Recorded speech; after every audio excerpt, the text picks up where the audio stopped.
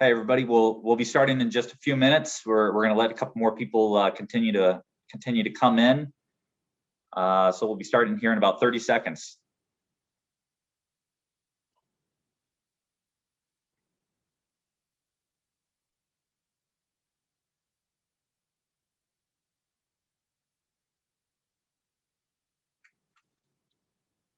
All right, it looks like we're starting to level off. Well, thank you for joining us today. Just going to do a quick disclaimer to everybody. We are going to be recording this webinar to be able to post onto the clinkdifferent.com website, and then also just doing the recording for quality assurance and training purposes for us internally. So let's dive in. Welcome to the Clink Different Academy. My name's John Gallagher. I'm with Sapexa USA and the trade director. We're here today with Clink Different to be able to talk about by the numbers. This is a series of events that is going to be coming up, seminar series between now and 5 months from now, going through the end of November. And those 8 seminars that we are going to have are going to be very insightful, impactful, and really diving into what makes Bordeaux and Germany Clink different here within the United States and across the globe. So with today, wanted to be able to introduce again myself as the facilitator before we dive into our expert panel. And then also a quick reminder or update for people is that we are going to have a VIP event. So please stick around for this entire session and the seminar today, because the way that you can qualify for a VIP event where we'll actually be sending wine to people is going to be by sticking around, and then more importantly, filling out our survey at the very end of the event that we'll be sending to you by email. And from that survey of the event, we're going to do a random selection of 2 people, and we'll get those people notified to be able to join us. We'll ship them wine and be able to attend that event, and we'll have that same drawing for every single seminar throughout the 8 different seminars. So please continue to come back to be able to join us in that special VIP event. So as we're diving in, what I would love to be able to do is Clink Different. What is Clink Different? Why is Bordeaux and Germany together? And you might be thinking this is kind of an odd and strange pairing, but what we want to do is challenge you today and really be able to dive into a lot of the detail, and you're going to see that there's actually some very fascinating parallels between Bordeaux and Germany. And from these parallels, you're going to see that these renowned regions are actually something that's a little bit more than meets the eye. And it's really going to challenge your perceptions across the board of what Bordeaux and Germany have to offer. And also it's going to challenge your palates as you're going to go out and be able to explore more of the incredible varietals that these places can offer. So to orient everybody on today, before we dive into the topics, we're in Zoom. We've got 67 participants as of right now, and more people joining. And I see the chat flashing, which is fantastic. So first and foremost, please use the chat. Not the Q&A function. So in the chat is where our expert panel will be able to answer things as quickly as they can and on the fly, and have engaging conversations while we're going through all of our content for today. And we're going to be together for about an hour and 15 minutes. And then also on top of that, we're going to hold all of our Q&A questions until the very end, because we think that we're going to be able to hopefully answer a lot of the things or have the foresight for the answering of a lot of things as we're going through. So to orient everybody, to get to the chat, please go up to the More selection or to the chat selection, click onto that, and you can ask away there. And again, our expert panels will get back in touch with you.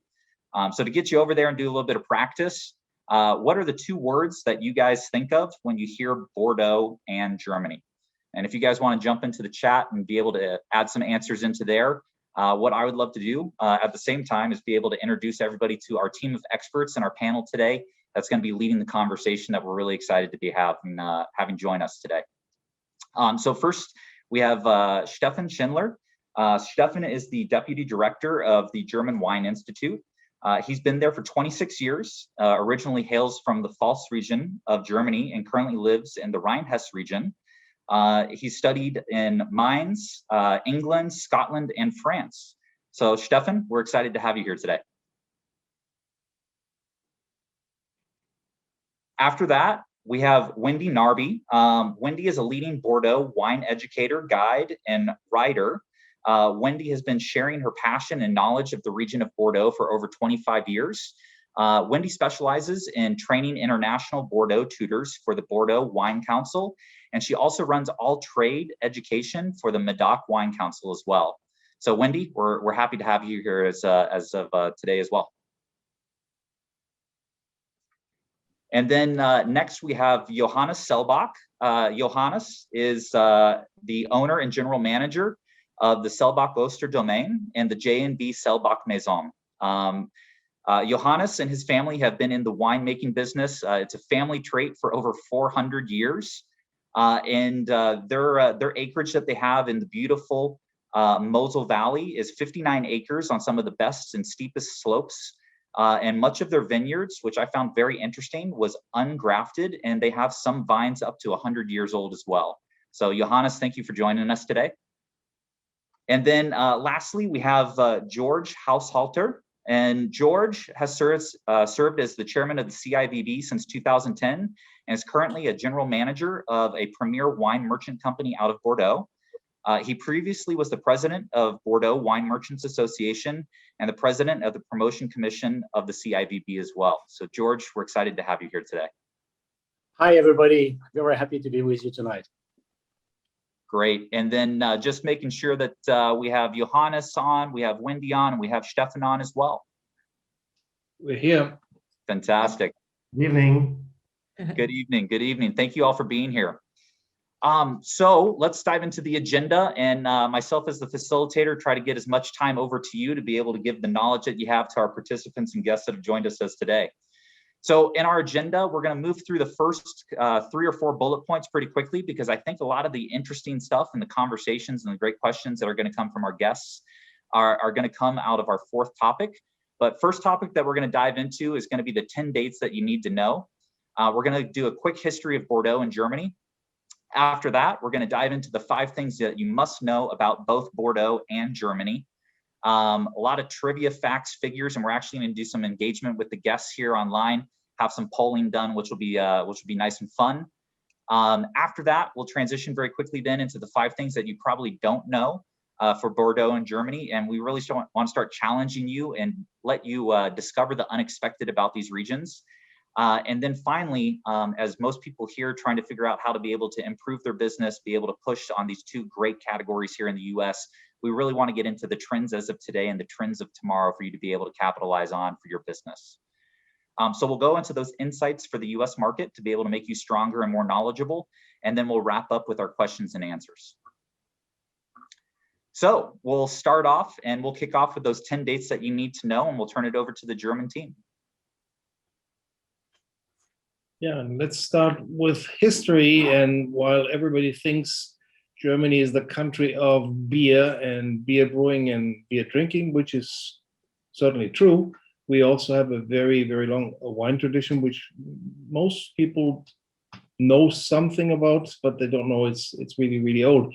And it's not the Romans who brought viticulture, but it was already the Celtic people, pre-Romans, who made alcoholic beverages using wine grapes. The Romans, however, brought viticulture to perfection in 50 BC.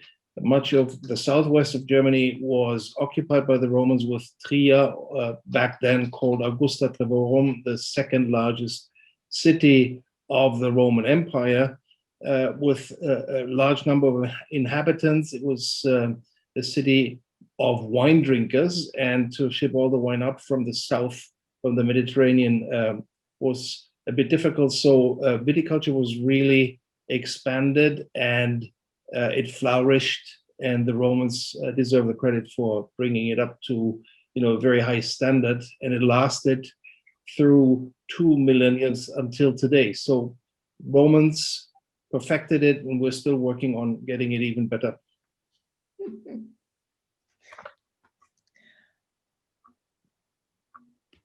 Well, we had Romans in Bordeaux too, but I want to come on to a date in the Middle Ages in the 12th century. As a Brit in Bordeaux, Eleanor of Aquitaine. So Eleanor of Aquitaine, who was the French queen, then married the English king and became the English queen. And she brought Aquitaine, the whole of the southwest of France, in her dowry under the English crown. And we have the English market to thank, still an important market today, but to thank for the first boom in Bordeaux wines, for trying to supply all those thirsty Brits.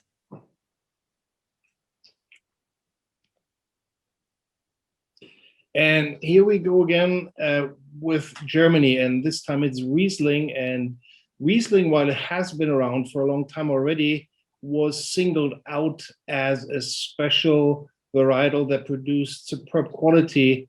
And the first written mention happened on the 13th of March in 1435, when the Count of Katzenelnbogen in the Rhine sourced what then was called Whistling vines for his new vineyard. And from that day in 1435, we have written evidence of Riesling, and we have evidence of Riesling being a prime vine or varietal that was cherished and actually was promoted by the ruling class, namely, to mention the last one who did a big deal, Clemens Wenceslaus, the Prince Bishop of Trier. And the Prince Bishop of Trier was also the worldly ruler. In 1787 decreed that in his realm, all quote unquote inferior vines had to be uprooted and new vineyards only be planted with Riesling. This is what made the Mosel the largest German Riesling area until the Pfalz took over a little later in the 21st century. So Riesling is the king of white grapes in Germany and has a very long history, and we celebrate Riesling birthday every year now. So in Bordeaux, we got a big push in the 18th century thanks to the Dutch, because the first vineyards in Bordeaux were during the Romans, so later than in Germany in Saint-Emilion. But the youngest part of Bordeaux is the Medoc, which was drained or pulverized by the Dutch in the early 18th century. Because at that time, the Medoc was basically a wetland with the Gironde River inundating this flat land. And there were only a few waves of gravel stones formed by the flow of the river. And so we used the expertise of the Dutch people to drain that, to dry that out, to pulverize it. And that's how Medoc was started. So that's only 400 years ago.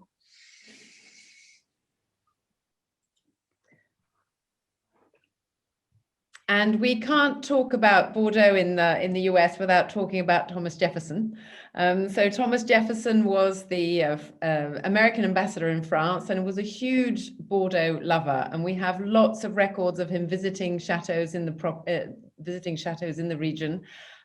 Most of the famous names that he rated and bought. He was a big customer of Bordeaux, so we have records of him buying wines in Bordeaux.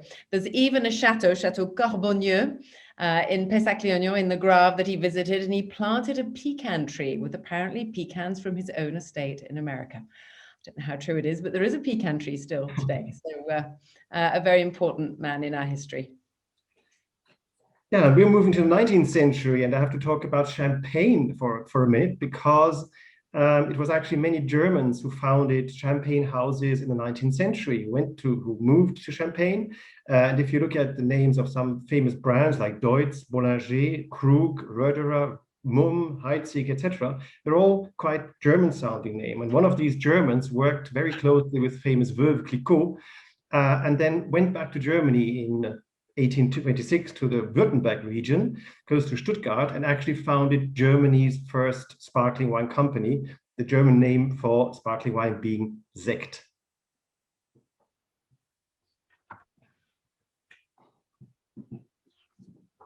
And so when you talk Bordeaux, obviously the date that everybody remembers is 1855, the date of the Bordeaux classification, where we listed the chateaus from the Medoc and the Grave appellations, and we classified them in 5 levels. This classification has remained unchanged since 1855, with only one exception.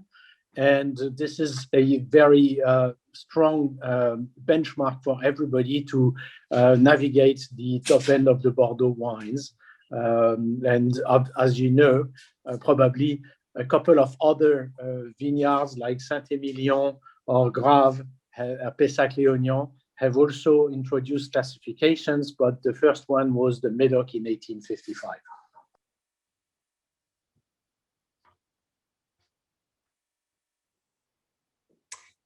Was me, right? So founded in 1872 is the famous University of Geisenheim. I'm sure you've heard of it. It's one of the leading, I would say, the 5 leading wine universities in the world.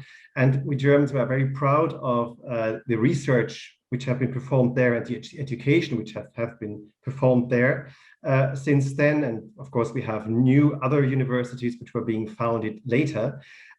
Today, 1/3 of the students is female, which we're very proud of, and also quite a big share of the people who study viticulture are people who have no wine background whatsoever, who come from Hamburg or Munich or other parts of the world where there isn't even any viticulture, which shows us that being a wine grower has become really cool and trendy. Like 25 years ago, that was very different.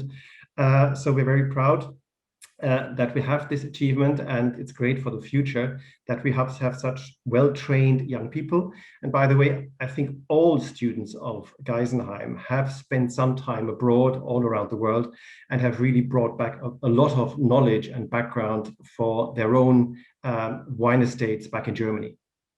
If I may add, Stefan, it's actually mandatory as part of the studies at Geisenheim that you spend time abroad. You cannot graduate without having spent time abroad.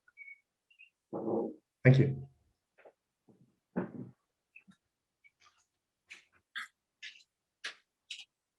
And so phylloxera, everybody knows about the phylloxera crisis. Thank you, America.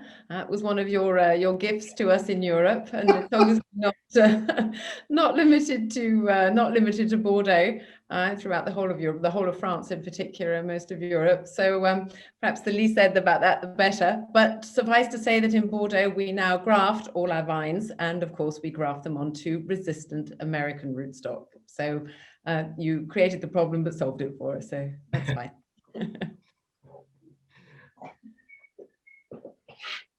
So, and we're jumping to today. We are very happy in Germany that this year German wine became an intangible cultural heritage proclaimed by UNESCO Germany. So this is very important for us. Already in 2002, the Middle Rhine Valley was actually proclaimed a World Heritage Site. It's one of the few wine regions in the world which is World Heritage. But this here now is that the whole of the German wine culture, so it's world wine production, the whole culture around wine, which has been proclaimed immaterial cultural heritage. And it's actually quite important for us because you might know that there is a lot of political pressure inside of the European Union when it comes to wine being seen by some in the European Union as an alcoholic, mainly as an alcoholic drink, whereas we in Germany think it's a cultural drink, definitely. And this helps us a lot in this discussion we have on a European basis. So very glad about this latest development. Well, thank you guys for being able to go into the history and being able to cruise through that very quickly. I liked the takeaway of the pecan tree, and then more importantly, yes, you're welcome for the American roots as well to be able to continue to graft onto. So we'll continue into our next topic. Looks like my button is frozen. 2 seconds. Let's see if we can get that back on track. There we go. So there's our entire history. And we'll continue right along. So in this next section, everybody, for our guests, we're going to have some polling that's going to pop up as well. This is going to be our trivia, facts and figures round. So hopefully you guys take away some very quick sizzle reel knowledge for you to be able to share with your consumers and customers as well.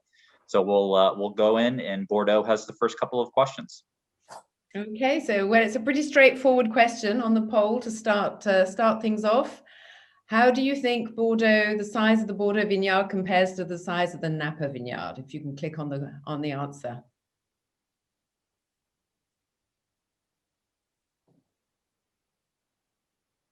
Okay, so what have we got? What answers have we got? Everybody's browsing Wikipedia. Yeah. Yeah, no cheating. No cheating. Oh, well, that's good. That's good. We got a pretty good answer there. So if we go on to the answers, can we see? Oh, there we go. So 6 times the size of Napa Valley, which I thought was we thought was quite an interesting comparison. So we're at about 110,000 hectares. So you can see the equivalent in acres. So it is actually the largest fine wine region of France. So 6 times the size of Napa. Sort of in France, you compare it to about 5 times the size of Burgundy. So well done. We've got some knowledgeable Bordeaux people. Not a poll, but a question for you. If anybody has any ideas, what is the current breakdown between the red and the white wines in Bordeaux? I don't know if anybody wants to type it up. Oh, I'm glad that everybody thinks our wines are excellent. Yeah, pretty good. Pretty good. There we go. Next. There we go. There's the answer. George, perhaps you want to have a word about the breakdown between red and white? Yeah, so the right answer is 89% red, which is actually quite new, because if you look at Bordeaux history, until about 50 years ago, Bordeaux had a majority of white vines. So it's only recently that we moved to red wine. And now the split is about 89-11. And as you probably know, we keep whites dry and sweet, and we'll come to that later on. But obviously, our red wines are not dominating. So the main varietals are, as you know, Merlot and Cabernet Sauvignon when it comes to red. Then, and how many appellations? Yeah. Go ahead, Wendy. Yeah, well, fire away, guys. Tell us what you think. Let's have some answers in the chat. What numbers are we at? I have to say, it is a little bit of a movable feast in recent years. So there we go. The answer 65. So it was 57 for a long time. So for those of you that answered 57, when I first started teaching about Bordeaux several years ago, it was 57. But things do change. People often think that Bordeaux is sort of fixed in time, but it's not. Things do change. So we now have 65 different appellations within Bordeaux, and it's a quarter of all the appellations d'origine contrôlée or protégée within France. And within Bordeaux, about half is Bordeaux and Bordeaux Supérieur appellation. So that represents about half of the whole of the region. And so here we have the last poll question, and I'll let George comment this one.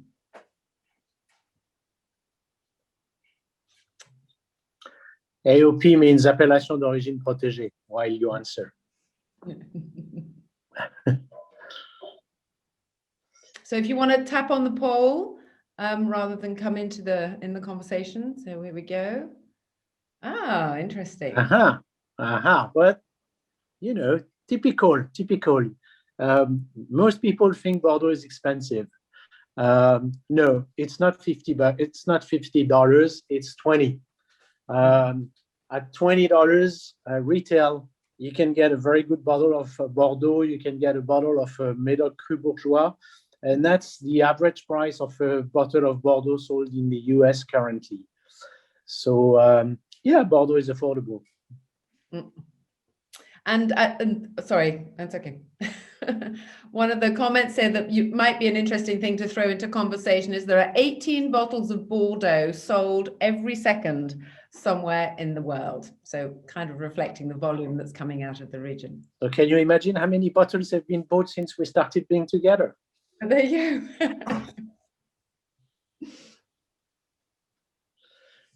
So yeah, so that's another question. What's the name of the system where chateau brokers and merchants connect to the global market, the very special commercial system of Bordeaux?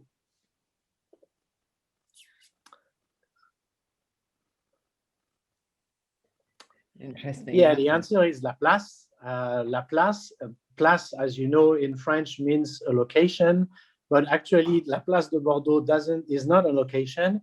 It's just a connection between all the the actors of these activities, the 300 wine merchants, the co-ops, the 77 brokers who put together the négociants, the merchants to the vine growers. And there are about 6,000 wine growers in Bordeaux. So it's a very large region, as we said, a very complex one. And since 1152, so since that time with Eleanor of Aquitaine, we specialized because, you know, the market for Bordeaux wines as early as in the 12th century was far away. So we needed to consolidate the volumes to play with the market. And that's why in Bordeaux, as early as 800 years ago, we specialized between the vine growers, winemakers on one side and the merchants on the other side. The merchants were consolidating the wines from different growers and shipping them far away to the UK. I found in the archives of Bordeaux that in the 12th century, we were exporting 4 times more volume of Bordeaux wine to the UK as we currently do. Can you imagine?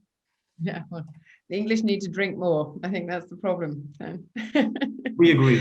Thank you. Over to Germans. So we have a trivia question here to start with. Please join the poll. What percentage of vineyards are with white versus red in Germany? Is it 70-30, 66-34, 63-37, or 50-50? And let us see your result. Things are not what they seem. So at the moment, we are, well, 41% are correct. We are at 2/3 white and 1/3 red. And if you look at the actual figures, you can see on the left that in 1980, only 11% of German vineyards were actually planted with red varieties. So we were a white wine country. And then due to various reasons like global warming, just demand, or people thinking that red wine is healthier than white wine, we saw a big increase also in Germany's vineyards until 2006. And if you had asked me then, where are we going? Where are we heading? I would have said we go for 50% red wine in Germany. And what happened is that since then, red wine plantings are decreasing again. We're now at exactly 1/3, and a little slight decrease. And I think one of the main reasons is that the demand for white wine has risen in virtually all consumer markets in the world, and also in Germany, which is our most important market. And because people want to drink more white wine again, we produce more white wine again. I think it also has to do with a little, favoring wines that are less high in alcohol, and that I think is a subject that we'll touch on later. Well, how does Germany rank for Pinot Noir production in the world? I mean, this is something we call Spätburgunder or late Burgundy, because by the old standards, it was late ripening alongside Riesling. And Pinot Noir is considered the prime red grape in Germany. And few people know that Germany grows Pinot Noir, and actually very good Pinot Noir. And here we go. Where do we rank in Germany as far as the surface goes? Here's the answer. We're number 3 and growing. And it's correct what he said in the chat. It's France number 1 and United States number 2.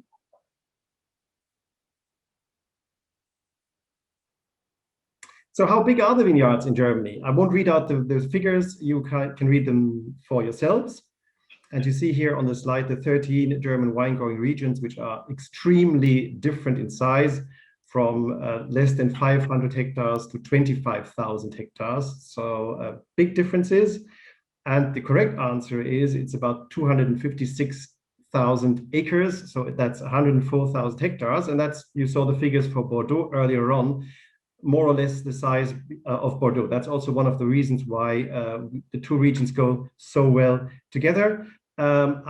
What we need to say is that we are a smaller wine growing country compared to other nations, and we have a very strong home market. So we drink about 90% of all our wine at home. And what is very good is that since reunification in 1990, our acreage has hardly changed at all. So we have very stable conditions in Germany. And the good news for Bordeaux, we don't produce enough for our annual consumption, so we need to import still lots. We love you. You are wonderful customers. Okay, how does Germany rank for Riesling production in the world? This is a very difficult one. Now, come on, guys, cast your vote. Yes, and even Pink agrees. Germany's #1 for Riesling. And I come from the Mosel, so I have to, shall we, oh no, there's a typo here. There's a 5 missing. Sorry, guys. The Pfalz is 514,000 acres. The Mosel is 513,000 acres. So the Pfalz just overtook us 3 years ago by a notch. Otherwise, the Mosel was the proud bearer of the Riesling banner within Germany. And just to add why we put in pink, she just had an interview on German news where she said that she loved Riesling and she wanted to visit the German wine growing regions. And since then, everybody is mad here, hoping that she's coming around very soon to drink some Riesling. And we have another poll coming up, I think. So when it comes to the taste profile of German wine, so when we produce German wine, what is the percentage of dry, semi-dry wines versus fruity, sweet wines? Is it 70-30, 66-34, 66-37, or 50-50? Times are changing. 70%, 70%, 29%. Well, look at this, it's almost split in 4.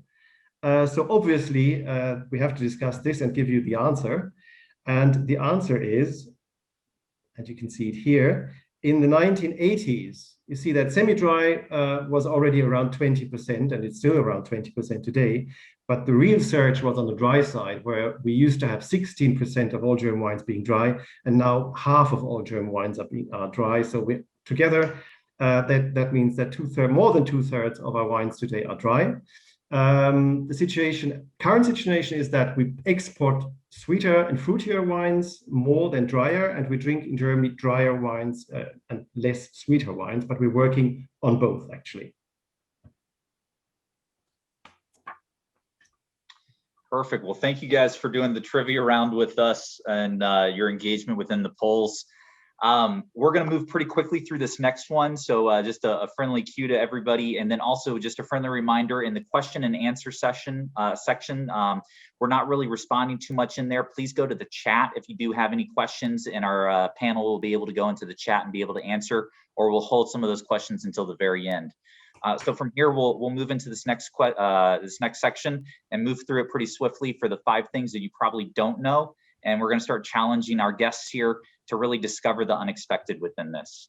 So we'll turn it back over to Bordeaux. Thank you. Well, we talked about size of Bordeaux. So now getting a little bit into the nitty-gritty, the average size of a Bordeaux vineyard.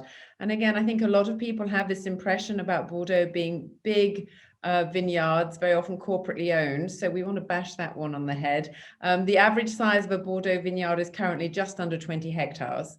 So that's under 50 acres.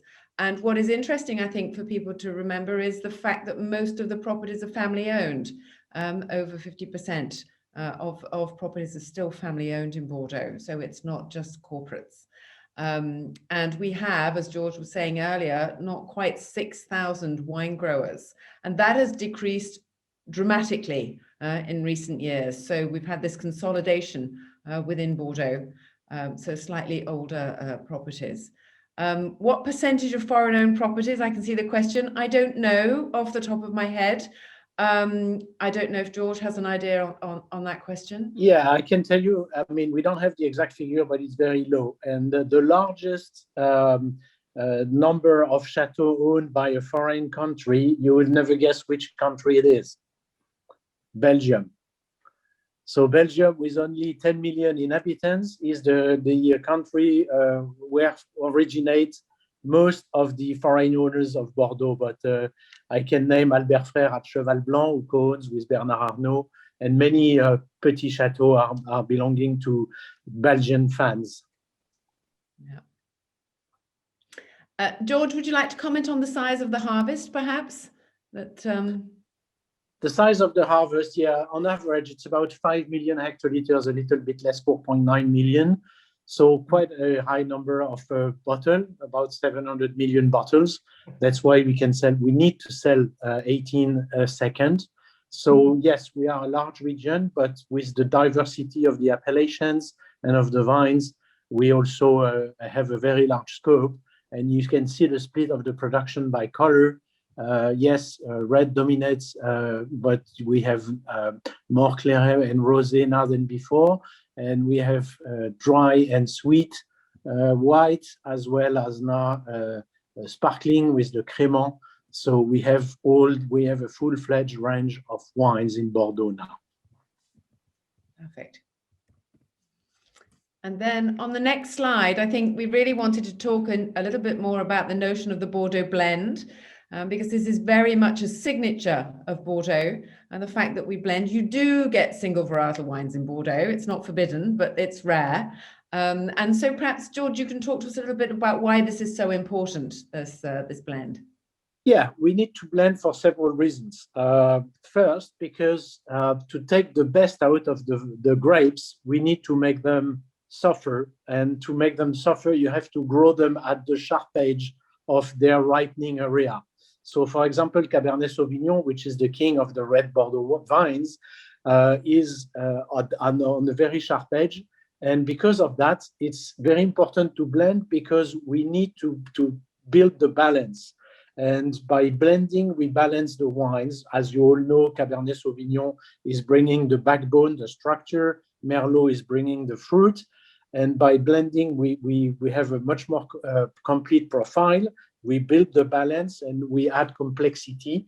And we also have that way we can manage the vintage effect by using more or less of one grape, depending on the vintage, to keep the wine at the best quality level. That's why typically we have a different blend every year, every vintage at each chateau. A good question to ask when you meet the I think that is quite interesting, because especially for people in the trade, when you're asked this question about blends, very often what is written on the website and on the back of the label of the bottle isn't always the same, because it will change from vintage to vintage. And I think this is really important, and it's a big plus for Bordeaux when we're talking about the problems of climate change. The fact that we have this palette of grape varieties to play with has always given us this flexibility, because we have this very variable climate in Bordeaux. But we are seeing a change. So the smaller grape varieties, as we said, in red wine planting, Merlot does dominate, but we also have these less common grape varieties in Bordeaux, like Malbec, like Petit Verdot, that are really have increased a lot in recent years. And a lot of this is adapting to climate change. Similarly, in the white wines, we're seeing more Sauvignon Gris, more Colombard, which has a high acidity, a lot of freshness, which is important when you're looking at climate change as well. And very recently, and there's been a bit of a buzz about this recently, last year, we introduced 6 new grape varieties. It's still tiny, so don't get too excited about it. And it's only the Bordeaux and Bordeaux Superior appellations that are allowed to use them. And they're only allowed to use them for less than 10%. But it shows that the notion of blend is really, really important in Bordeaux. And it's something that we're keeping very much at the forefront as we go forward.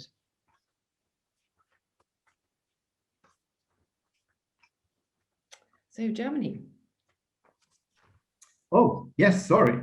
So we also have, well, actually we have 5, not 5, but 6 facts, which is sneaked in a little one. We were cheating a little bit. That was the last question you see here.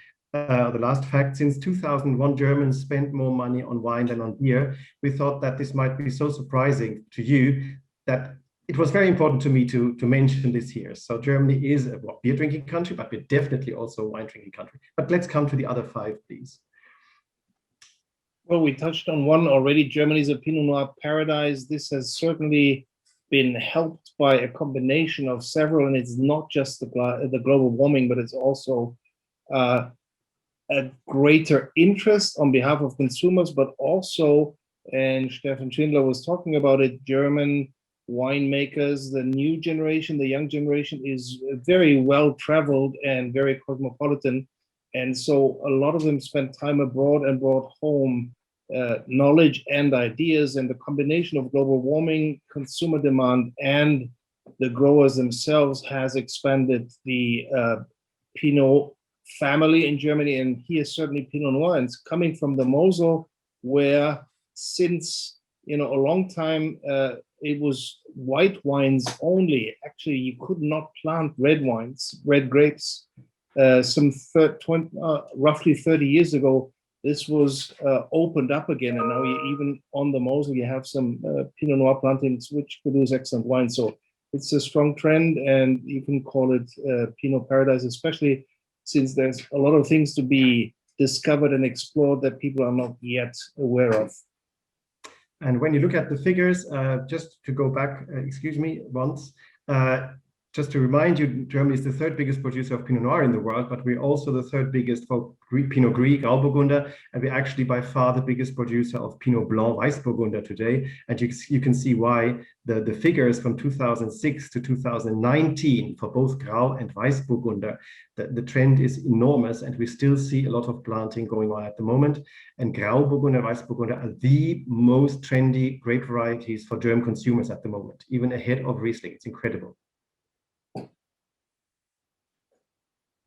So, did you know that Germany has the highest consumption of sparkling wine in the world? So when we look at production, the figures are from 2018. You see that France is the second biggest producer of sparkling wine in the world. I don't think this is surprising you. Italy, #1, but Germany is also a very big producer. And we hardly export sparkling wines at all so far. So there is a lot to look forward to. And when we look at consumption, Germans are actually the biggest sparkling wine drinkers in the world, ahead of France and of the United States. So there is a lot of knowledge about sparkling wine. I already told you about the history, but we drink more than 3 liters of sparkling wine per capita every year here in this country. And Germans are thirsty. I mean, usually, there's reasons to celebrate, but now with the Euro Cup, the way it's going, I think a few bottles less will be emptied. But the English will make up for it, probably.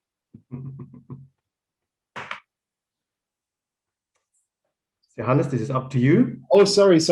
Yeah, I was so much into Euro Cup.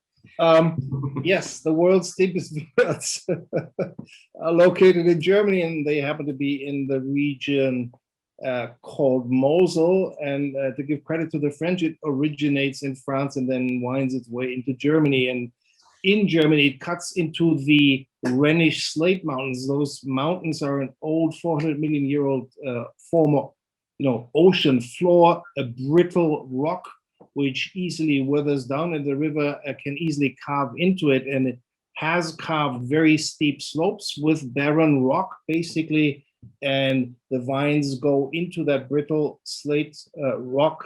And the steepest is in Brem, and you have a 65-degree incline. Basically, it's almost alpine there. You can actually hike the slope, and it's a grueling hike, and it tells you how much work goes into, hand tending all the vines. So another fact is that this is, like Burgundy, very many small family wineries owning small parcels in those steep slopes.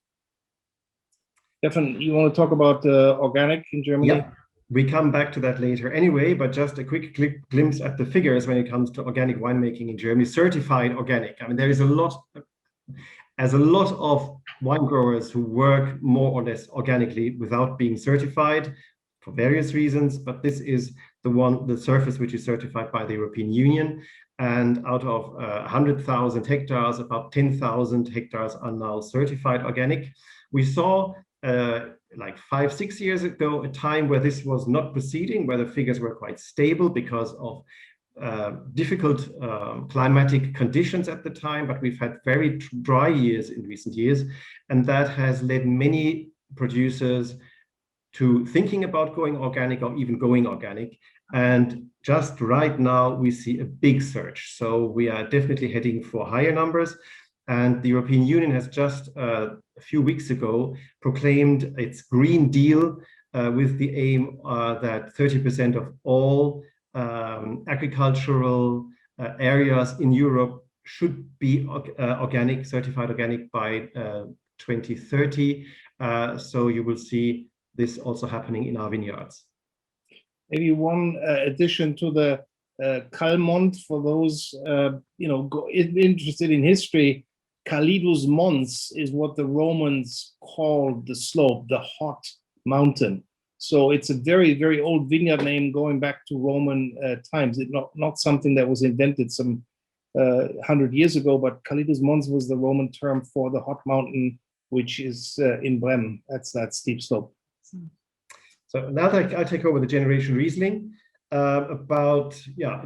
exactly 15 years ago, we did our first presentation with young winemakers in London. We had 25 young winemakers, male and female, and young for us was up to the age of 35. And it was an instant success because in the UK, people simply did not know about this young phase of Germany. And this organization has grown today into 528 members at the moment. Of course, there are always people leaving or others coming in, but it's a very, very lively group of young winemakers, and it has helped us tremendously to change the image of German wine. So we work very closely with these young people. We help them, those talents, to get a national or even an international platform to present themselves and to get known outside of their village or region.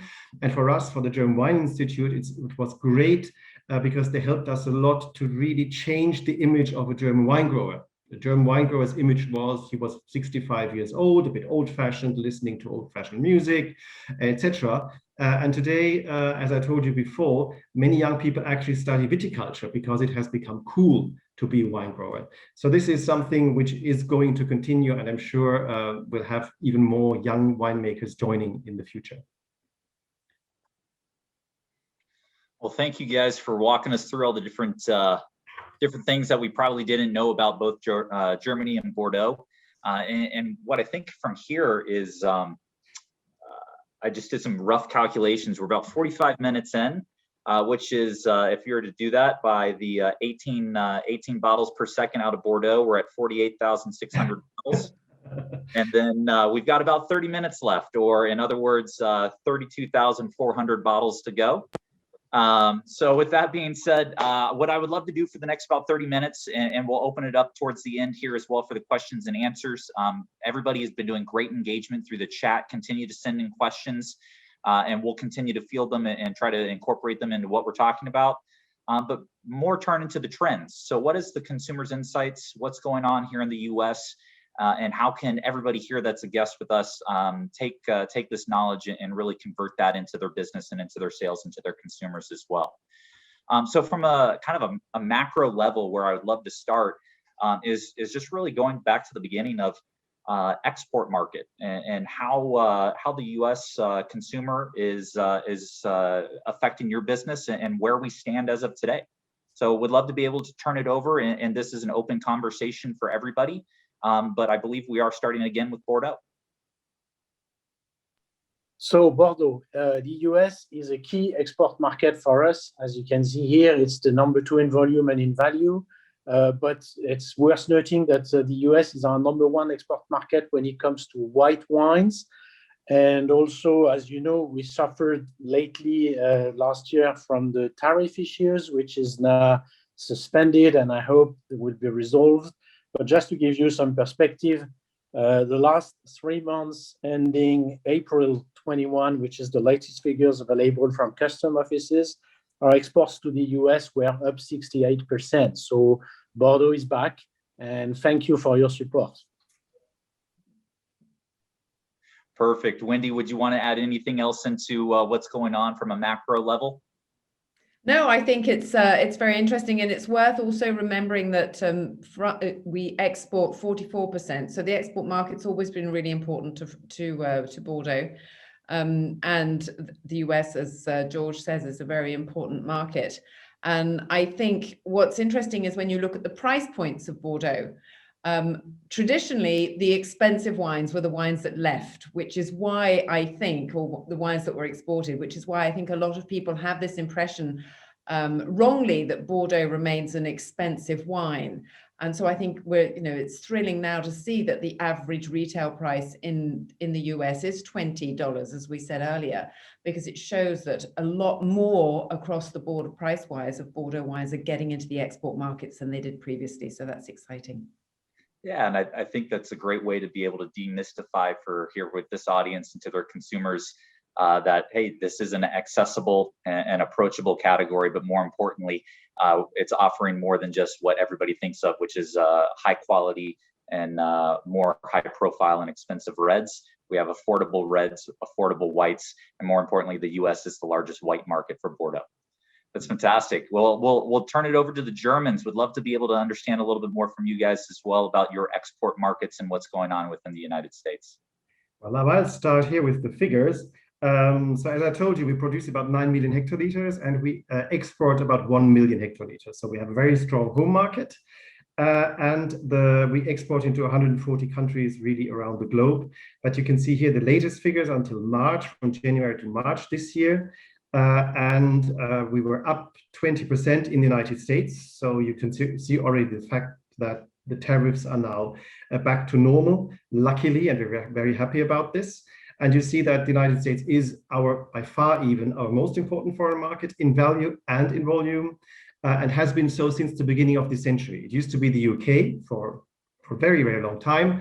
And then what happened was that Riesling Renaissance started, and from 2001 to 2011, in 10 years, we tripled our exports into the United States. And that's really the biggest proof of this Riesling Renaissance, which started with this millennium.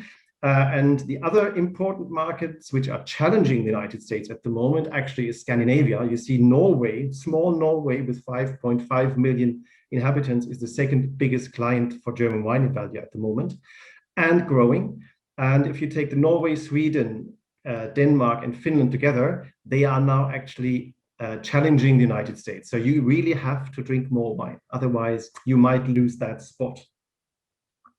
That sounds like a great challenge for us. Yeah, Johannes, I was first mentioning it that the Vikings are very thirsty. So that is true. The challenge is certainly, and you saw it in the chat, especially as far as shipping overseas and to North America, is the shortage of containers, the shortage of shipping space and offloading the boats. That's a serious problem. There could be more wine landing if there was the capacity. This is sad after the tariffs, which have really hurt everybody, have been lifted. The pipeline was rather empty and we were prepared to ship, but the logistics don't work. So sales could be better if there was, the hardware and also the people to do it. One thing to mention about the US market in particular is that if you go back some 30 years, 35 years, the mix has completely changed from, say, the lesser German wines to the better German wines, which is also reflected in the higher value. So what you can find in the US today is really a very nice selection from across the board, inclusive of the very top, whereas 35 years ago, it was more concentrated at the lower end, which is a very, very encouraging trend, and it continues. Fantastic. Well, let's transition into the next thought process. One of the things that we're seeing here within the United States, especially with COVID going on as well, is that a lot of people have actually become very focused on health, whether it's personal health. Peloton is at all-time highs here in the United States with that entire category, but then also health for the environment as well. We lightly touched on it before, but an open question to both Bordeaux and to Germany. We'd love to hear more about the efforts towards green and sustainability.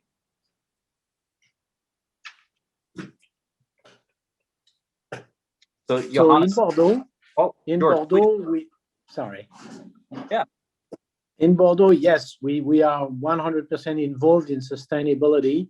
At the CIVB, which is the Bordeaux Wine Council, we have a collective program which is encompassing more than 1,500 estates to bring them to the HVE certification, which is a guarantee for the consumer that we respect the environment and that we manage it with sustainability in mind. But it's beyond that, it's also a social responsibility, which is, being integrated in the life of the village. Look at your neighborhood when you spray your vines and explain to people what you are doing, what you are spraying, because most of the time it's not chemicals, but when they see spray, they are scared. So it's a process which is driven by the CIVB to really bring up to 2/3 of the vineyards to a sustainability process, despite the small size of the average estates. And I think what's quite interesting too is the certification called HVE, Haute Valeur Environnementale, and I don't think it's something that's terribly well known in the States.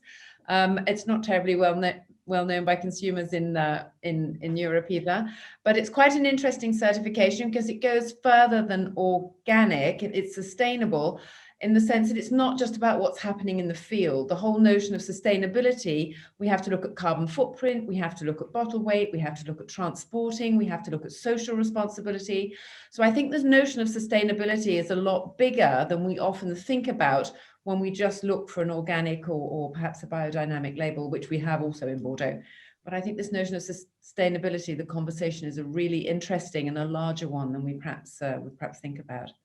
Interesting. And how about from our German counterparts, Stefan or Johannes? Well, let me start.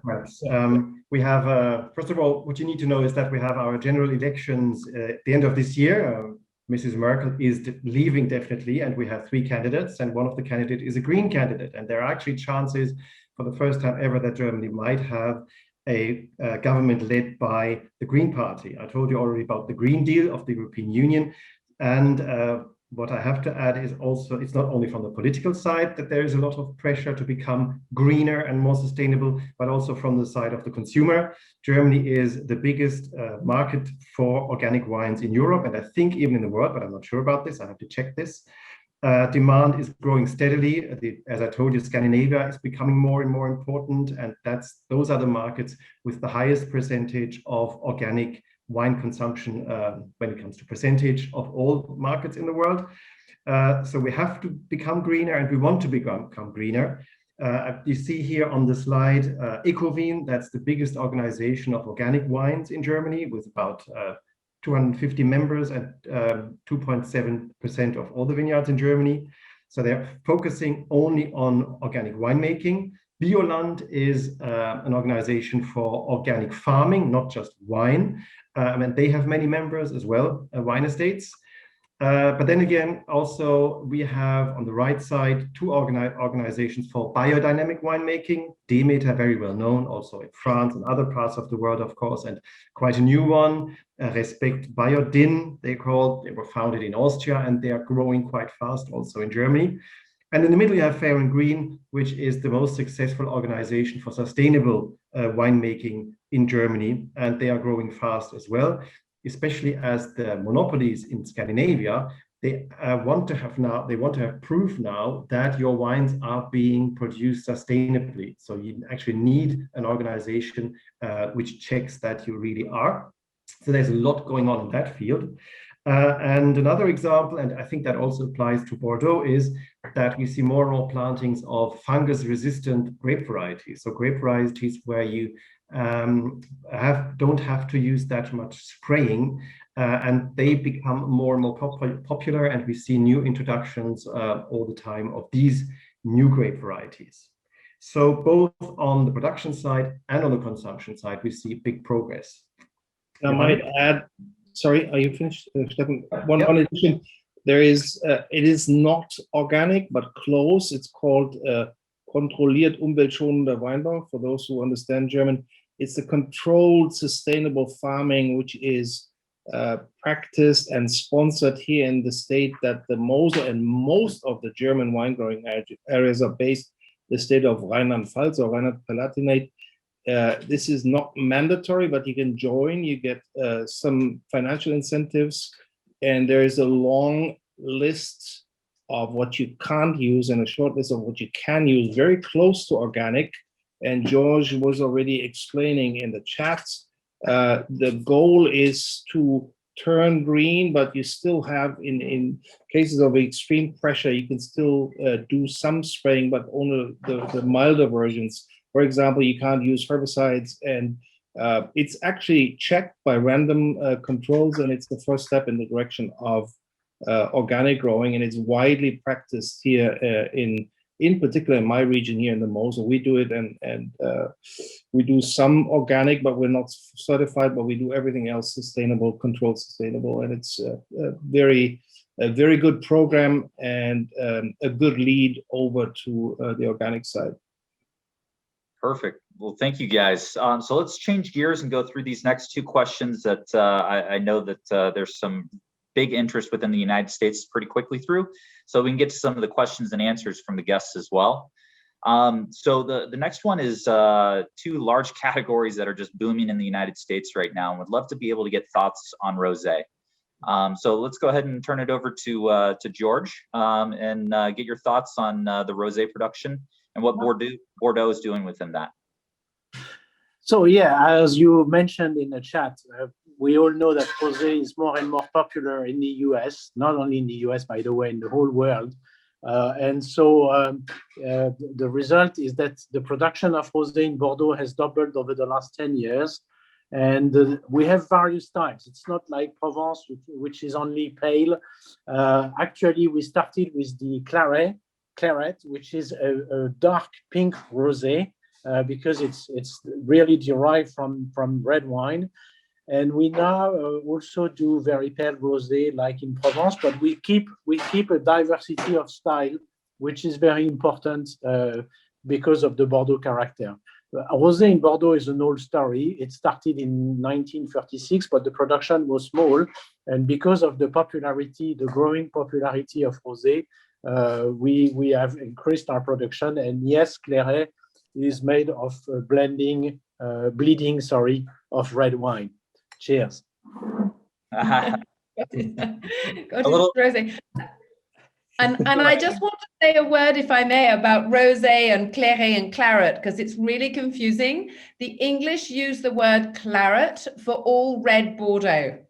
And so claret has the I in it. So there's a difference between claret and claret, because I know that people get confused with that a little bit. But the name claret probably came from claret because it was a style of wine that goes back, way back to the Middle Ages. It was probably the style of wine that was originally coming out of Bordeaux. So that's where the confusion comes from. So there we go. Thank you for clarifying. And Johannes, let's turn it over to one of our producers and hear a little bit about rosé. Perhaps I should talk about the figures first, John. Okay, now you can just jump in. We see, and it was all correct what we heard, worldwide rosé consumption is booming. There is one exception, that's Germany. In Germany, the consumption of rosé is stable. It is not growing, it's stable. But what we see is that we import less rosé wine and we drink more German rosé. So that's very nice. And you see that in the production figures, which are now at 13% of all quality wines, which are a rosé. That's an all-time high last year. We've never seen that before. When I also included, you can see it at the bottom right, this bottle you see on the right is actually Germany's most expensive rosé wine. It's 55 euro for the Magnum and 29 euro for the 0.75 liters bottle. I included this just to show you that the acceptance for higher quality rosé is growing, that people start, even the consumer, they start taking rosé seriously, and not only the producers. So that's a very big step forward. And we have a few synonyms for rosé in Germany. The one is Weissherbst, which is basically the same thing as rosé. And there's Blanc de Noir, I don't have to explain this to you. And there's Rotling, and that is actually the German word for a blending of white and red grapes for making rosé wines. And now it's up to you, Johannes. Well, much of what I wanted to say you already touched on, but maybe something more practical for your taste buds. While many, many years ago, much of the rosé market was, shall we say, off dry or slightly sweet. I think everybody in the US remembers white zin or blush wines. Much of the rosé Weissherbst in Germany was on the fruity, slightly sweet side. It has dried up, so the vast majority today is dry, bone dry, and I think this is what's carrying the growth. This is the also food worthy, not just sitting on the terrace and sipping, but also drinking with food. And this is what made the wines very popular. And our personal addition, being a staunch Riesling aficionado, we have a little bit of Pinot Noir. And 2 years ago, for the first time, and really based on demand and a lot of suggestions by customers, we made our first batch of rosé, and it flew out the window. And so in the last vintage, we made a little more. And I think the trend is not just the flash in the pan, but it's something that will stay a little longer. We agree. And thank you guys for diving into rosé, because in the United States as of today, premiumization is happening, and the palate of the American customer is continuing to get more refined and looking for alternative choices than just your pale rosés, which were classically there. So, and changing gears again, and on this one, if you guys don't mind, just a consensus with our expert panel, we have 3 things that we want to touch on. One for both of you guys to touch on, and then individual questions that we wanted to get into really quickly. And being cognizant of time with our guests, we do want to get to some questions there. So would love to be able to move through these last couple questions quickly so that we can get to some interaction and some questions from the group, or be able to share any last thoughts as well. So the big one for everybody is sparkling, and the sparkling category just continues to find new occasions and new opportunities here in the United States. So would love to be able to hear, and we'll flip on this one. We'll start with Germany, and we'll start with Stefan and Johannes, and then we'll go over to Bordeaux. Well, for Germany, what you need to know is, I said already that Germany is a huge producer of sparkling wine, but a lot of sparkling wine produced in this country is not made of German grapes. Actually, the vast majority is made of imported grapes. But the trend in recent years is that we produce more and more Sekt made actually out of German grapes, mainly of Riesling. About 40% is made of Riesling. And then the second most important is Pinot Noir, and the third most important is Pinot Blanc when it comes to real German sparkling wine. The problem for the consumer is, how do I know that this is actually German? One hint is definitely that you see, when you see the name of a wine growing region on the label, you know this is 100% made of German grapes. Very important. And that German production is growing very much. We see more and more sparkling wine houses coming up, producing nothing but sparkling wine. The most expensive German sparkling wine at the moment stands at €90 a bottle, and that is growing, and that is selling well. And overall, we have about 1,200 producers who make sparkling wine now, mainly very small productions and a few bigger volume producers. And to add to this, there are obviously the companies that are specialized in making bubbles, but amongst the producers, me being one, it's very popular to make and to offer sparkling wines made from your own grapes. And so you find a huge selection of small batch sparkling wines made by the traditional method. And so there's a plethora of choices way beyond the big brands. And this is something that's really also carrying growth and creates excitement. And we see an increased interest in the US. If you look at the Sekt shipments that we had 25 years ago and the Sekt shipments, the way they're going now, there's a very strong trend because of increased interest in high quality traditional method sparklers. So there was a great question that just popped up. Which region in Germany has the most sparkling producers? Oh, you got me. I know, but when it comes to figures, actually the region which makes real German sparkling wine is Baden in the southwest of Germany, because we have a lot of big producers there, cooperatives, And all of them today produce German sparkling wine. So they are leading the field. Thank you so much. So we'll turn it over to our Bordeaux counterparts and would love to hear more about Crémant. So Crémant de Bordeaux, yeah, we have increased our production, and it has increased 11 times over the last 10 years.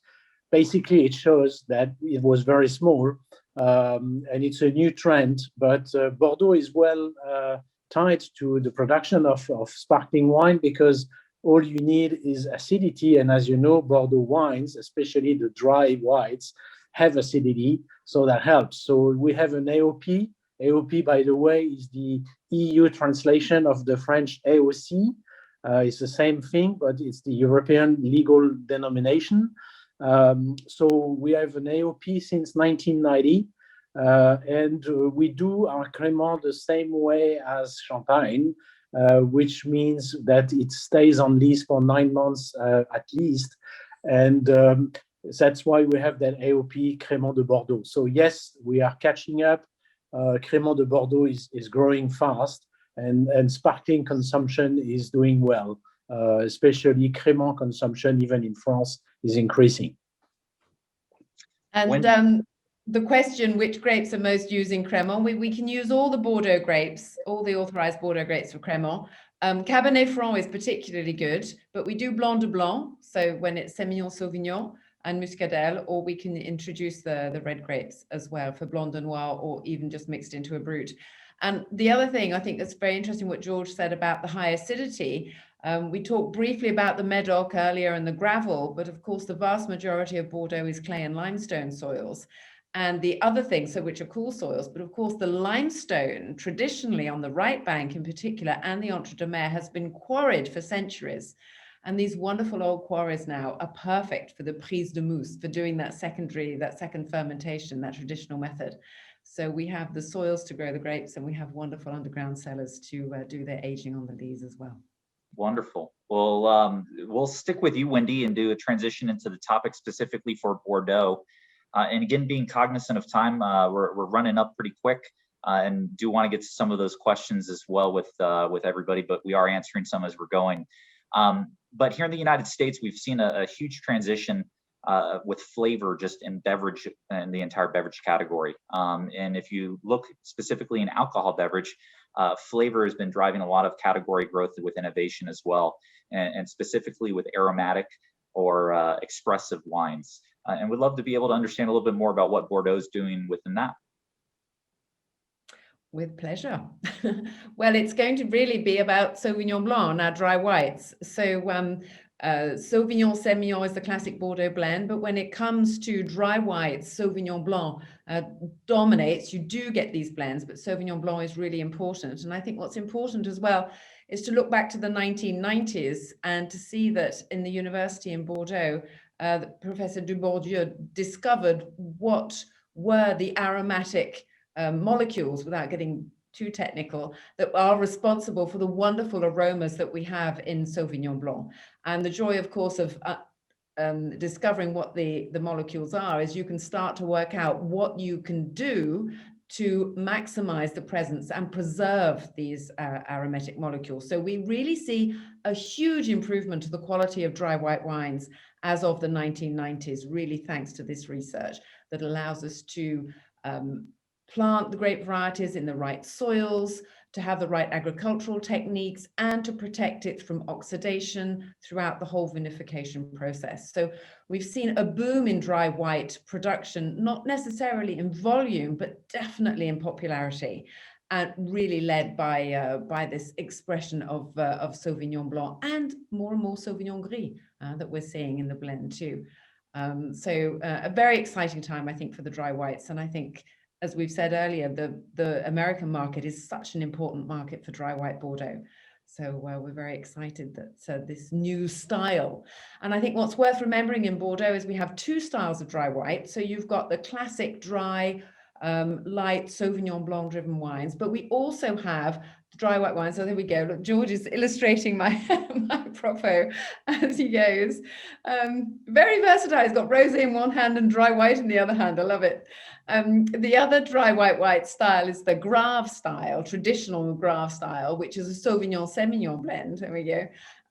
Which is wines that have been aged in oak and aged on the lees in oak. So as well as getting that freshness, you get this extra complexity. So you've got very approachable dry white wines. You know, in Bordeaux, traditionally, we talk about the dry white wines of the Entre deux Mers with oysters. That's our big match. But then these more complex wines, I would say, that from oak with Semillon, which are much more adapted for food wines as well. So exciting 2 different styles of Bordeaux whites. Very exciting, and it looks like a lot of our participants agree with you. I just went through some of the comments, and there's a lot of people that think that the Bordeaux whites are an undiscovered opportunity. So with the transition, then we'd love to be able to ask a question over to our German counterparts as well. And one of the other trends that we're seeing here in the United States is sessionable drinking. Again, the entire beverage category going more towards sessionable, all occasions, and more importantly, more towards low alcohol and fruitier opportunities that impart flavor. So we'd love to be able to understand a little bit more about what Germany is doing in that. From my side, when it comes to figures, there is, unfortunately, in this case, we don't have many figures about this one. And that's why I would leave it to Johannes, because he's a producer of this kind of wines. Well, we live in a world where global warming is on everybody's mind. And if you look at the temperatures on the US West Coast these days, I don't need to go into climate change any further. So being on the or around the 50th degree of latitude, let's say between the 48.5 and 50 is where the German vineyards are. We are in a temperate climate zone. We are in a climate zone where the grapes are simmered to ripeness, not cooked to ripeness. And we can, and we have a tradition, a long tradition, we can make wines with a lot of flavor, but a relatively light load of alcohol. Now, for some time, bigger was better. And I remember my younger years, the wines couldn't be big enough, strong and bold enough, and you could drink until the cows come home and maybe scratch your head the next morning. Nowadays, many years further, I think twice how much I drink, and I'm not a wine nibbler, I'm a wine drinker. And I think there is good company. People want to enjoy wine and have a second and a third glass. So alcohol plays an important role in how well you feel the next morning. And I think more and more people are seeking out alternatives. Remember, few people ever look at the alcohol by volume on the label, or used to not look. Nowadays, that is becoming something of importance. And in Germany, being a country on the crossroads between the Mediterranean, where you drank wine with food and not so much afterwards, and more the Northern European wine drinking tradition, which was you drank wine also as a social beverage, just for the sake of a conversation or enjoying the flavor. We are in a sweet spot. We can make wines that are, a little bigger, but we can still make wines that are below 10% alcohol. And that's something which for a short while seemed to be out of fashion, because a little bit of fruitiness comes into play. If you don't ferment all the sugar into alcohol, you end up having a little bit of residual sugar. But if it's balanced, this is something beautiful. And the trend of high alcohol and people looking at something that's more refreshing, mouthful of flavor, but not burdening, is playing into our ballpark here. And this is where I think German wines are in a pole position. And speaking for the Mosel region, where I come from, Kabinett, Kabinett, stands for early harvest or regular harvest. This is something we cherish. The time window has shrunk. We could make this 3-4 weeks at a time in the 1970s and 80s. Nowadays, we have a time window of 3 or 4 days. So if you snooze, you lose. But if you pick the grapes ripe and not overripe, you can still make these wines with below 10% alcohol. And this is something in the US where we see a very, very strong revival of this category of wines. And Kabinett is our most important category in the entire mix, speaking just for Domo and also for the region.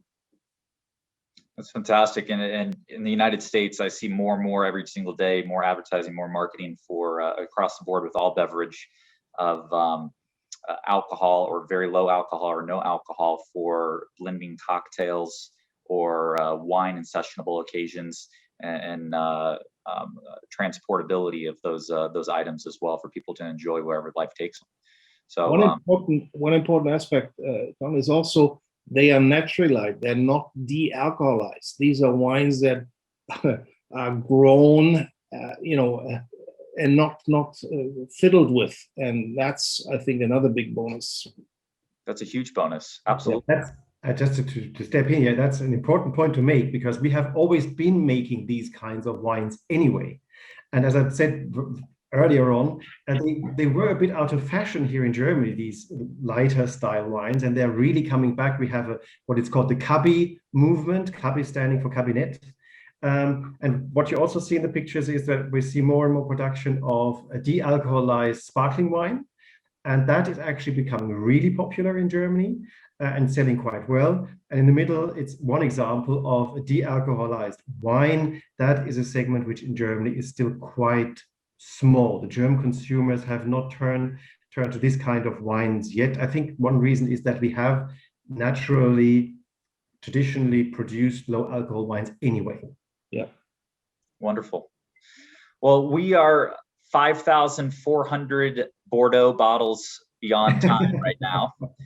But, with that being said, we're going to be sticking around. So for all of our participants and guests, we're going to be sticking around for about another 15 minutes with our expert panel, if the expert panel doesn't mind going over a little bit to be able to answer some questions.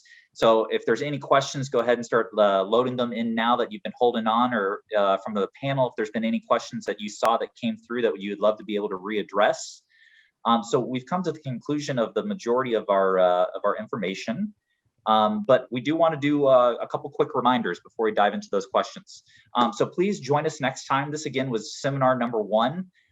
We want to do special thanks to Vin de Bordeaux, and then also the Wines of Germany, and also our expert panel here. Thank you guys from the panel for coming and spending your time with us. I know it's a late night over in Europe for here to be able to join us in the United States.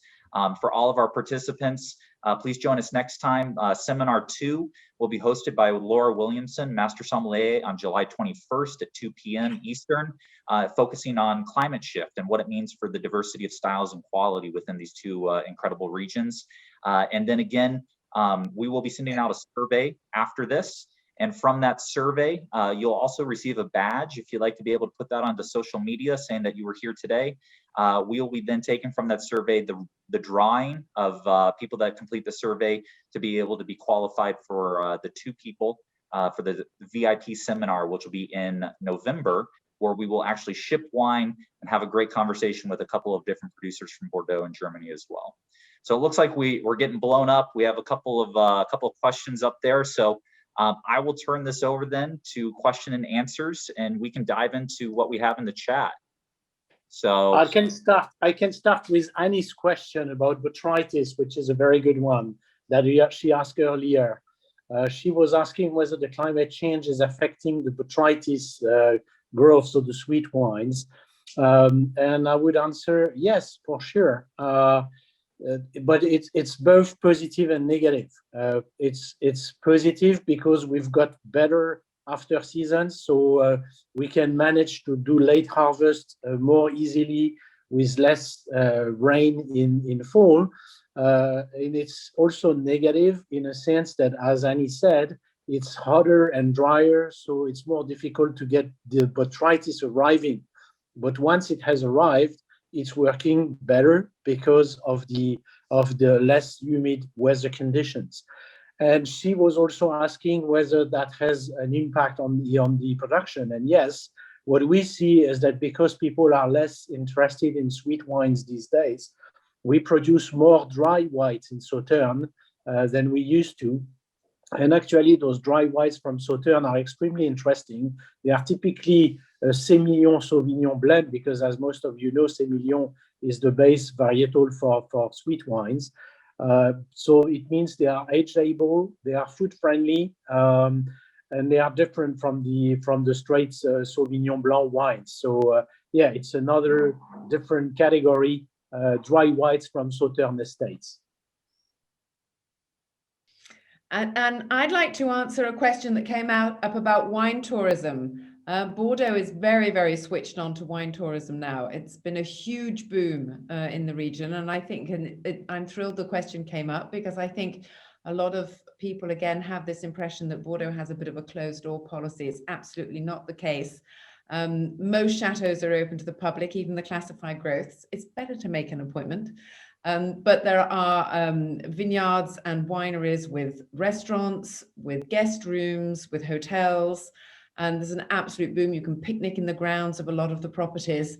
So I would encourage, when we can travel again, I would encourage you to come and see for yourself Bordeaux, because yes, Bordeaux is open for business as far as wine tourism is concerned. There's been a huge, huge change and opening up of that in recent years. And well, perhaps in that, it's the same for Germany. We see that more and more people, Germans, I mean, we have 82 million people. We are some of the biggest travelers in the world. And actually, it's not only foreign visitors discovering the German wine regions, but we see a huge trend of coming to the wine regions for hiking, for cycling. So people combine staying in the regions with lots of other activities. And what is really encouraging is that there's lots of young people who do that. I mean, I would never have thought of hiking when I was 25 or 30, but people love to do that and to combine that with wine tastings. And we just have a competition going on here from the German Wine Institute in Germany, where we will select for the second time now the best looking, the most modern vinoteques. So we have this competition running, and it has been running. The jury has already singled out 40, and we will produce a brochure in September. It's coming out with 40 vinoteques you should be visiting when you're in Germany. And that's the second time we do this. We've already done that a few years ago. So there's a lot of building actually going on. So we see the traditional estates, which have always been open for visitors anyway, but we also see a lot of new, young, and modern wine estates coming up. So that's really interesting for consumers, and they come, luckily. And I think what's great about that, and a little sneak peek to everybody here with our participants that have remained around, both to Wendy and Stefan's point, come back on July 14th to the clinkdifferent.com website, and we might have something that could be very enticing about travel to Europe for people that would be here in the United States. That we're really excited to fully announce and be able to show what we're going to be doing. To have some people maybe have the opportunity or the chance to enter for an opportunity to go do one of those picnic that Wendy was talking about, or hit one of those vinoteques that Stefan was talking about. So please do come back to clinkdifferent.com after July 14th, and you'll see something up for a few months, which is going to be very exciting for us to be able to announce. So I actually just looked into the chat, and there was another really great question. I think this is a question that pops up very, very commonly from the US side, but it's about labels, and labels can be very confusing and very, very daunting, especially for introductory people coming into the category. And it's a very simple question of, without having a ton of knowledge within labels and the producers, what's going on from a simplification of branding for entry-level wines and being able to help introduce the phenomenal wines that you guys produce to more people? May I jump in as a producer and also merchant? If you look at German wine labels, again, 30, 40 years ago, and you look at them today, I think it goes without saying that there's been a silent but very visible revolution. The Gothic is gone. They're not overloaded with information anymore. We have a front label, which is the official deco label, which has plain information, very easy to read and to understand, and all the nonsense is on the back label, which is the official label. So if you look at the shelves, the label facing you, you get a very lean information which has the varietal, and if it's a certain style, i.e. dry, and most producers nowadays will say dry Riesling or Riesling dry and the vintage and the brand, bingo. That's the entry level nowadays, I dare say, in 80+% of all the German wines that are being sold. If you want more intricacies, you certainly find those wines for higher prices, and you get the single vignette and what have you. But I can say without turning red in my face that the vast majority has done their job and has clean labels, varietally labeled, and the style is indicated. And in the case that might be the only, shall we say, missing link, the case that the wine isn't dry, it doesn't say sweet or doesn't say off dry. My, shall we say, crutches that tell people look at the alcohol level. If it's below 10%, expect sweetness. If it's 12 and over, expect the wine to be dry, just in case it's not labeled. But the wording has been simplified, the Gothic is gone, and I think the job has been done to a great extent. For Bordeaux, you know, it's a very good question, but I would say the answer is in consolidation when it comes to entry-level wines. We mentioned with Wendy the fact that there are less and less producers, although there are still more than 5,000 of them. And it means that, you know, the number of bottles produced per label is increasing. So if you can navigate the category and if you can identify or spot a wine that you like, it's easier to find it back. And at the same time, we don't want consolidation to destroy diversity. There is a diversity of style in Bordeaux. We love it. It's part of our DNA. And, you know, you as trade, you have your role to play in selecting the wines that you like and in explaining to your consumer why you find it good. That's the first answer. The second answer is that the proportion of plunk wine is dramatically reduced because of the developments in the enology. We mentioned the success of rosé, the success of dry Sauvignon in Bordeaux, and many of you in the chat mentioned the outstanding value of white Sauvignon in Bordeaux. Now that thanks to the findings of Professor Dubourdieu and of Bordeaux University, we have much more quality is much more widespread. We have a new generation of winemakers who have studied at the university and they know what they do. So I think, you know, we have to keep a balance between consolidation and maintaining a diversity. And obviously the right answer is in increasing the quality of everything, which is what we try to do. And I would underline George's point too, that, you know, we're talking to the trade here this evening, or this evening for us, and the role of the trade is really, really important. I think to, you know, the more the trade knows, the easier it is for you to talk to your clients and to get the message across. And talking about back label, I would turn the bottle over. If in doubt, there's a lot of information now on the back of Bordeaux labels that wasn't there before. About the blend, very often about the production, about whether it's aged in barrels or not. There's actually quite a lot there that you can see. Voila, there we go. My assistant, one he made earlier. So it's a really interesting source of information. If the front label's confusing, turn it around would be my advice. Well, thank you guys so much. We'll see if there's one last question that comes in for chat. If anybody has one last question before we start wrapping up. But I would like to take the opportunity, if there's any other questions that come in, to be able to thank everybody. Wendy, Johannes, George, Stefan, thank you guys for spending your time with us this evening. This was super educational for all of us across the board. I'm on the Pacific Coast time right at the moment, and it's past noon. So George, I will be sharing a glass of wine with you very, very soon, and would love to be able to say cheers to everybody. We do have a couple last questions coming in. Thank you very much. Informative, excellent session. Thank you guys to all of our participants. And again, a reminder that we will be coming back on the 21st of July with our next seminar. And we look forward to hosting everybody again very soon. So thank you, everybody. Have a great afternoon and good evening. Cheers. Bye. Thank you for attending. Thank you very much. Bye. Bye-bye.